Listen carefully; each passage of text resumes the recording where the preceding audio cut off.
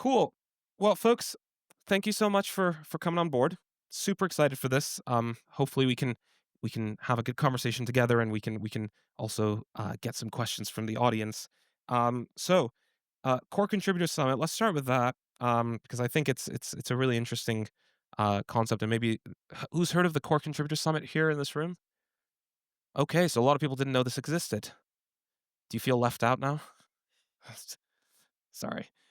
So I, so last year was my first year at the Core Contributor Summit. It was quite interesting to see like the depth of conversations that were going on, and like how many things you don't think about when you're like, I just want this new feature. And then you're like, oh wow, there's so much to consider that I just absolutely did not clock onto before I was part of some of these conversations. But Thibault, you've been in the core contributors group for the longest out of any of us. So tell us about like what it's been like over the last few years for you. Basically, the Core Contributors Summit is whenever we get the chance to be in the same physical place at the same time, we try to get together and talk about all the issues we have asynchronously all the time. And I remember the first time I gathered with people was in the London office in 2019. Mm, And that's when we started implementing auto-linking, the thing that makes that you don't have to change your native files wow. by hand. So that's how we discussed, and we made a proposal during the summit, and then we implemented it. That came out of the core contributor summit. Yeah. And that's like as monumental of a shift in React Native's history as ever. So yeah, that's quite I didn't know that story. Very cool. Um, cool. So we'll touch on. There were a few different. So the way that the Core Contributor Summit was set up was there was a bunch of different sessions, and so there was a bunch of different topics that were discussed, and we're gonna actually cover a lot of those points, and kind of give you some knowledge as to what was talked about. Before we do that, though, I want to take a step back because this is actually one of the first conferences to be run in React Native conferences to be run since the launch of the new architecture. And so we want to really like reflect on the launch of the new architecture, especially for Riccardo as someone on the core team of React Native, and really talk about like what was the good, what was the bad, and the ugly of the release, and how you found it in practice. So yeah, we released the new architecture in October 26th, if I'm not mistaken. So it's now 6, 7 months, Yep. something like that. And I think is going pretty well. We Our usual process when we release something in the open source is that we first test it internally, and we have been testing the new architecture in the Facebook app since quite a bit. Like the development started in 2019, so it took some time to Yeah. roll it out in the Facebook app and then to roll it out properly in the open source. Of course, the Facebook app is pretty big, but is not. In the open source there are much more use cases. So at some point we decided we need to release it. We need to see how it behaves Yeah. in open source, and it's behaving pretty well, I'd say. We partner with Expo to make sure that a lot of libraries were compatible and that a lot of people can jump on the new architecture with the least amount of issues. And right now, mm, thanks to some data that Expo shared with us, it's going pretty well. And yeah, of course, there are some edge cases or some uh, things that we need to figure out or iron out to make it even better. But yeah, I think it's going pretty well. I mean, none of these launches like fundamentally changing the core of how you build apps is ever going to be like perfect. It's unheard of. You know, like if there's iOS developers in the room, you probably remember the launch of Storyboard. That wasn't great. Swift, when it first came out, was really challenging, and the API stability was a nightmare. You had a story about build times with Swift. Yeah. Talking. Yeah, it is working. Yeah, actually, when I started my first internship, so I had only made 1 year of school. I only saw C code before that, and I arrived in a company where we were transitioning from Objective-C to Swift. And fun fact is, we are trying out this new architecture called Viper. I don't know if you've already done Viper, but it's basically you have a lot of files that are not useful, and Swift was pretty slow when you had a lot of imports. And so what was happening is we would press compile every time we would change a single letter in a label, in a label, and we would just press compile on the MacBook Air, and go play ping pong for like half an hour. And then we would come back and see that we made a typo and start again, basically. Really fast turnaround times there. Yeah. Great. I'm pretty sure you got, I'm sure you got very good at ping pong. Yeah. Good. And then Swift UI performance, I guess, as well, was like another instance of it. So it's never going to be perfect, but I think one of the things that stands out to me is like the amount of stuff that's now like coming out of the community as a result of the new architecture. Like Legend List, if you speak to Jay Meistrich, he said that it was because of the new architecture's synchronous paints in Fabric, as an example, that he got inspired to build it. And we're seeing some really cool stuff with the reanimated folks. So I think there's so much there that is being unlocked because of the new architecture. So I guess the question is, what's next after the new architecture? And that was one of the things that we discussed. Probably from a practical and housekeeping perspective, there's a conversation around how long does the old architecture get supported. So from Riccardo, I guess I'm interested to hear from like Meta's perspective, how long do you keep the old architecture chugging along? And from Thibault afterwards, I'd be keen to hear what does that mean from like community libraries in general. Yeah. So when we developed the new architecture, the plan was to develop something that was able to enable new feature. Like, for example, as Louis was talking about, all the concurrent rendering stuff from React, they needed the new architecture to work. And of course, the goal is to get rid of the old architecture at some point. We are finalizing internally a roadmap that is going to be shared at some point in the future, in the next future. So stay tuned for more precise information about that. And regarding the library state, I remember, I'm maintaining WebView, and I remember when they announced the new arc, there was no compile layer at the beginning. So all the libraries had to make changes to be used on the new architecture. So most of the libraries already made those changes. And when the new arc came out, the few that didn't would still work. So it was easy to migrate. Now I think it's time for the library author to slowly drop the support for paper, because it's already painful to maintain an open source library, so maintaining twice as much code is not as good. I've had some side effects from having both architecture on WebView and assumptions that wouldn't work. So I know that Reanimated 4 won't support paper, for example. I think it's time to migrate to new architecture and for library to drop the old one. And just for context, I don't know, maybe mention one of the talks, but paper is the old version of the render, so it's being replaced by Fabric now with the new architecture, just in case. Yeah, very much so. I think it's very clear that the entire ecosystem is going towards that direction. So I think it makes sense that library maintainers want to escape the shackles of having two different renders to manage as soon as possible. Yes, yeah. So one of the topics that we talked about when we said, okay, let's talk about what's next after the new architecture was about releases. Release cycles in React Native have evolved over time. And more recently, you might have noticed that there's been a lot more frequent releases coming in and a lot more incremental releases. And you'll see on the Twitter or Blue Sky verse that it's significantly easier to do releases than it was maybe 2 years ago, 3 years ago.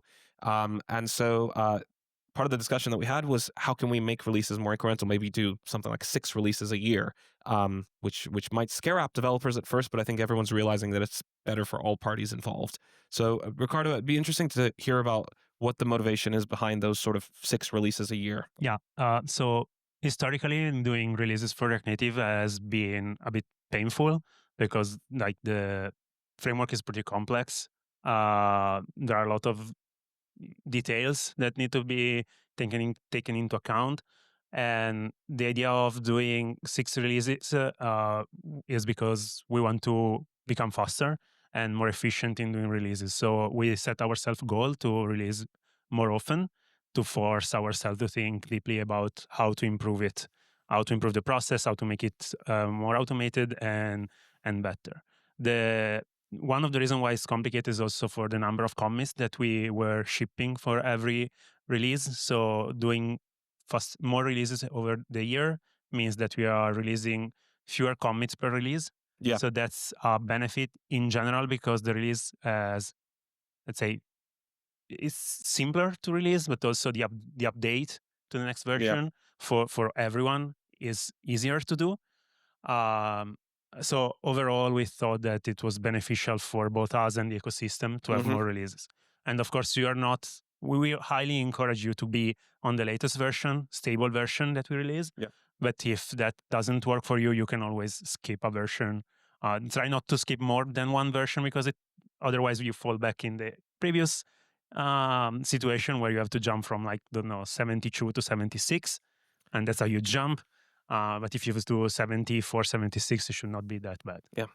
And you know, we talked about the whole ecosystem. There's obviously app developers, there's library maintainers, meta, but you know, there's also this less talked about category of people, which are the out of tree platform developers. And so Saad, and you've been silent so far, so I'm expecting a hell of an answer. But you know, what's the the effect of these more frequent releases for you as an out of tree platform maintainer? In the beginning, it was quite scary because I think macOS historically was the slowest platform to release. We'd often be a couple of versions behind React Native Core, and that caused lots of problems because if you're a library developer Yep. and you're targeting macOS, now you're held back. Thibault was one of the people who told me, "Hey, can you please release faster because I can't update WebView?" And I'm like, "Oh, sorry about that." But so when more releases were proposed, I was initially scared, but as it turns out, it's not been that bad. Having each release have less commits means that I have less merge conflicts whenever I try to update React Native macOS, which has been a good thing. It also forced us to go and update our release process, and now releases are a lot more automatic. We went and did a bunch of stuff, so I'm pretty happy about that. And then on the product side, because we also update React Native in Office, we kind of just keep on updating that at the same cadence. And if it's one version or two versions, we'll just pick it up. But so like we weren't forced to go, now we have to update Office 50% faster. We still do like the number of updates that works for our team. Makes sense. Makes sense. So, Thibault, you were like on the release crew far before any of us. I mean, I've never been on the release crew, so but you were yet. Oh God. You were there from 2019. Is that right? 2020 for the release crew. 2020. Okay, cool. So 2020 till now, I mean, we've gone through a pandemic. You know, a lot has changed. But how has the release process specifically changed? What's gotten better? What was it like back in the day? So back in the day, 2020, I went to do more open source and I had no Mac computer at home. So I decided to build my own because it was before the M1. And before the M1, you would buy a $4,000 machine that would be useless because it was too hot, and build time would be shitty. So I decided that I could build myself a gaming computer for half the price and pick components that would allow me to basically run macOS too. And so This I is did, with Hackintosh back in the day. with a Hackintosh, and I still have it. And so back in the day, I remember I put like 12 core and 24 threads, and I was like, that's for work. And that's what I told myself. And Does your company pay you to game? No. No. Okay. Well, fair enough. I mean, that was on my own time with my own money, so it's fair okay. enough. And so I did that, and then they were looking for help with the releases, and I started to see if I could test the releases because it was in 2020 a very manual process, and you had to pull everything, build everything, test everything, and building React Native back in 2020. If you had a MacBook would take like 30 minutes to 1 hour. So it was pretty bad. Wow. And with my Hackintosh, it was like 8 minutes. And so I was like, I can build faster than any one of the engineers at Meta. So that's pretty fun. And so that's why they liked having me in the release crew, because I could test really fast. And so they got a really fast feedback loop at that time. They just wanted you for your hardware, man. Yeah, exactly. Jeez. They used me. Just kidding. And Cut that part out, please. And so it's been way better since then. Many things are automated. And when I see the release cycle and the speed that these guys achieve right now, it's crazy. I've been in the past to a release crew, but the releases have been so fast. Every week there's a new release, and it seems mostly automated now. It seems like they tried to make a lot of releases so that they had to automate everything, basically. Fun fact, yesterday I released 78.2 Mhm. and it took like half a day basically. So Nice. it's getting better. It's getting much better. Nice. Very, very cool. So another topic, kind of moving away from releases, another topic that came up was specific to the sort of Apple ecosystem of devices that React Native supports, but was kind of just happened to happen because of CocoaPods getting deprecated. So there was a conversation around what happens now that CocoaPods is being deprecated. What does that mean for the world of React Native? So the way I want to tackle this is Saad came into that session apparently with some ideas, and then the conversation went a different direction. Sure. So, CocoaPods is getting deprecated. Everybody loves CocoaPods, so that made everybody sad. Very sad. But actually, CocoaPods does a lot of cool stuff. So I'm being half sarcastic. And Riccardo basically had a session where he asked, "What should we use as a replacement?" And we listed a bunch of options on the board. There's kind of the simple platform specific ones like uh, SPM, and then there are like the more complex build systems like Buck and Bazel. And I was all like, we should go use Buck or Bazel, use a super cool, awesome thing written in Can Rust you, that in case people aren't familiar, can you just like give like a few lines on like what are those super cool features that Buck and Bazel have? Oh yeah, sure. So, if those are both build systems, Mhm. they can handle multiple languages. They know the graph of all your dependencies very accurately across multiple languages. Mm. So you can have like a very accurate build where you only touch one file and only the things affected by that one file happen. But the downside of that is you have a complex build system that you have to set up. Yeah. And it's not what if you're just creating an iOS app, a standard iOS developer would use, which was pointed out at the Core Contributor Summit. Yeah. And so it was kind of I think this is cool, but also it would probably be a bad idea for all the users of React Native to now have to learn how to use this new fancy thing that works at big companies, but maybe not on your MacBook. Yeah. No, that's very fair. And so I guess the conversation, maybe for Riccardo to pick up, where did that conversation go, and what have you been doing since then, out off the back of the Core Contributor Summit, to tackle this CocoaPods deprecation? Yeah, one of the main benefit of the contributor summit is that we sit all together in a room and we talk about a problem and we discuss alternatives. We discuss pros and cons of everything. The outcome was that we thought that probably the best thing for the community is to use what is the simplest tool Mhm. and what's closest to the actual platform that we are targeting. So in this case, it would be Swift Package Manager. Currently, we are investigating and experimenting with it. So the idea is to try to be ready for WWDC with a prototype that can be kind of tested out by the community to see how it behaves. There are still some unknowns that we need to figure out, so that's why it's not advertised anywhere or usable by everyone.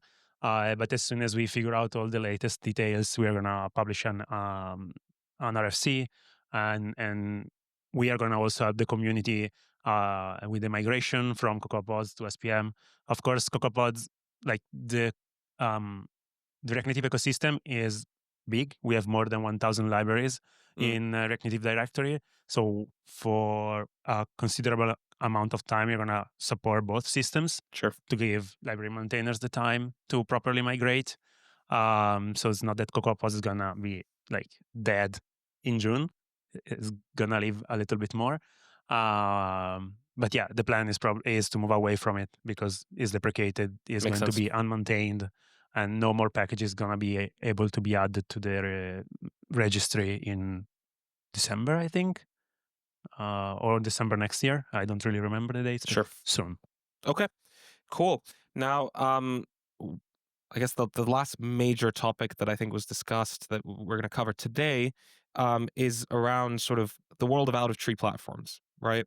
And so it's great that we've got Saad here as like an out-of-tree platform enthusiast to tell us a little bit more about those conversations. So I guess talk us through, like, one, for the audience, people that might not be aware, what is an out-of-tree platform, and what were some of the conversations you were having at the Core Contributor Summit about out-of-tree platforms? Sure. So an out-of-tree platform for React Native is basically a platform that's not Android and iOS, because Android and iOS are in the React Native repo. I'll call it React Native Core because that's easier. But stuff like React Native macOS, React Native Windows, React Native visionOS, those are all out of tree because they're separate repos. Some are forks, some are doing some fun scripting to download the npm source code. But it's basically a platform that you can use with React Native that is not in the official React Native repo. Okay, so that's namely web, Windows, Mac OS, tvOS, Yeah, I feel like there's visionOS. like weird ones like Qt out there, but I don't know all I of did them. not know that was a thing. Very interesting. Okay, so what were some of the conversations that you were having about out of tree platforms? What were some of the things that come up? What are some of the challenges I guess you face on a day-to-day basis? Yeah, so I think around that time, React Native visionOS had just come out, Okay. and that was interesting because now macOS is not the only Apple platform out of tree, Mhm. and so it kind of we have to think about what are the rules that out of tree platforms should follow. If there is an API in React Native that doesn't make sense for this platform, do we make a new API? Do we modify the API? If we modify it, how does that affect the whole stable API thing? Because we'd like React Native to have a set of stable APIs. Um, and also things like if you do like something like import view from React Native, how do you make sure that if it's a macOS file, you import view from React Native macOS? Like, can we come up with a set of rules that out of tree platforms should follow so that they work well with standard React Native? Kind of the similar idea of the whole React framework thing, where a framework is this thing that follows a set of rules that works well with React. An out of tree platform is a thing that follows a set of rules that work well with React Native React Native Core. So that was kind of an interesting one because up until then, I feel like we are doing that ourselves, and now there's more people, and that's pretty cool. Very cool. Um, it kind of ties in some capacity to the frameworks RFC that you and Nico worked on last year or the year before, I guess. Do you want to talk a little bit about that and how it ties and how that frameworks RFC can help um, this kind of conversation for other platforms? Sure. So yeah, it was mostly Nicola working on that. I just review it and give my 2 cents. Mm. But yeah, so we are trying to basically draw. We try to draw a line between what's our React Native core responsibilities and what are framework responsibilities. So core should be supposed to provide you with the primitives of how to build an app, and frameworks should take care of basically everything else. So like navigation or providing a bunch of libraries that you can use to create your app. And we defined a bunch of like rules. Some of them are more formal, like a framework should not redistribute binaries because like the source of truth should be the binaries that we distribute as React Native Core. And also there are some criteria for what we can uh, like promote framework to be a official framework, let's say. For example, you can come up with a framework like tomorrow and pretend that to be on the React Native website because nobody's using it. So Expo is the React Native framework that we suggest because it's battle tested. A lot of people are using it. Yep. It works well. So we are confident that is a good solution for people to use it. Sure. And we think that those set of rules should help people that wants to create a framework to know what the expectation are, what do we want for them to work on, and how to make it successful. Because at the end of the day, competition is good. We want for people to come up with new ideas. Sometimes we also are able to upstream some of those changes inside core so that everyone will benefit from them. So overall, it is basically a set of rules to like help people in the community develop what they want to. Makes sense. Cool. I'm going to move over to audience Q&As. Can you scan that QR code or is it blocked? Probably half the room can scan that QR code. But if you need to scan the QR code, get your questions in. The first thing that I'm going to address is someone's told me that my pronunciation of Thibault's name is awful. So someone's pointed that out. So I will try my best to call you Thibault. Is that better? Okay. Glad we've settled that one. The question with the most upvotes is there a plan to have React Native 1.0? I was expecting that. So, Yeah. So let's say that 1.0 is the ideal, right? What we are working toward, but there is no concrete plan right now, meaning that we know that there are a bunch of stuff that needs to happen before we can promote React Native to 1.0, and we are not there yet. There are a lot of efforts going on right now. For example, you might have seen some comments related to stabilizing the JavaScript API. We probably are going to have some projects in the next half to stabilize the iOS and C++ APIs. This should help standardizing what React Native Core exposes to platforms and out of the platforms. So there are a bunch of stuff that need to happen before we can get there. So again, it might happen in the future, but we don't know when yet. Yeah, fair enough. Simon is asking, what should we do with unmaintained and incompatible libraries with the new architecture? Is there a good guide for migrating it ourselves, which has a lot more complexity if you want to, are you talking patch it, take over it, or so on and so forth? But by and large, what is the escape hatch when there's a library that isn't compatible with the new architecture? Who wants to take this one? Go for it. Yeah, I think you're probably best suited for it. Actually. Yeah, I mean, I'll try. First, I'm curious which library wouldn't support with the compat layer the new arc, because I haven't encountered one. And if there's a bug in the compat layer, we could fix it.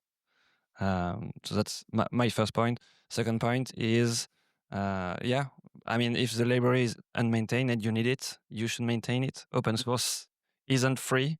And if no one wants to take it, it's no one's responsibility. So, I mean, as a maintainer of WebView, a library that I hate, because who wants to do WebView in React Native when you could have native components? I mean, someone has to do it, and in the end, if it's unmaintained, it's you. Yeah, fair enough.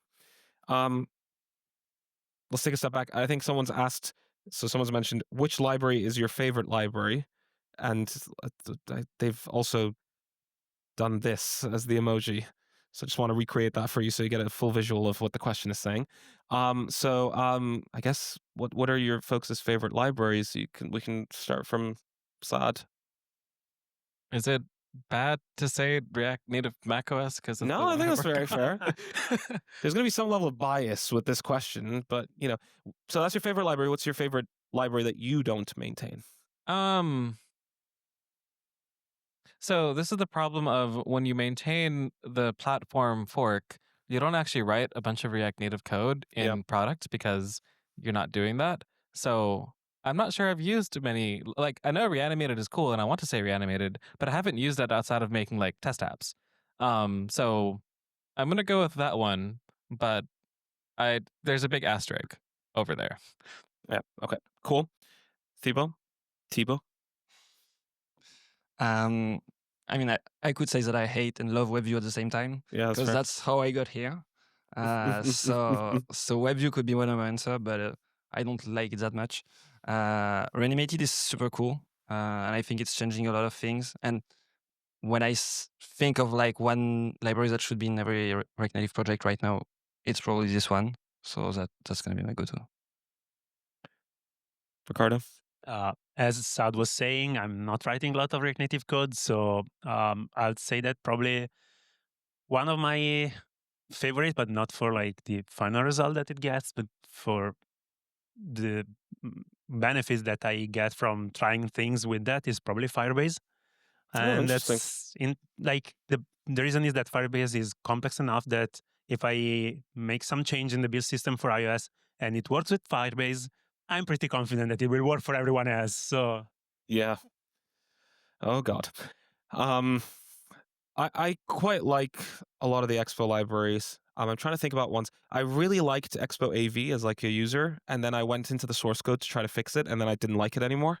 So that was an experience. But like, shout out to the team for like Expo Video that they've been working on. I think it's like the right path forward. So there's quite a few of the Expo modules that I think are really good for just getting an idea up to scratch pretty quickly. So cool. We're done with the library fan fiction. I don't know. Is the Core Contributors Summit like the Avengers Gathering? No. Care to comment, anyone else on that? No, it is not. Today, upgrading React Native versions of a project is quite complex. The CLI automatic upgrader rarely works. Is there a planned way to make it easier to upgrade? I'm going to start it. If you're thinking today's difficult, where were you 5 years ago? Where were you? Or 10 years ago, yeah. Like, there's many people at Theodo Apps who have gray hairs now, and they might have something to do with the number of updates that they've done. But like, you have it easy now. Back in my days, let me tell you about what it was like when I was a kid. No, it's gone significantly better. So I think that's worthwhile mentioning. Like, it's night and day now. But what do you think are improvements that can be made still?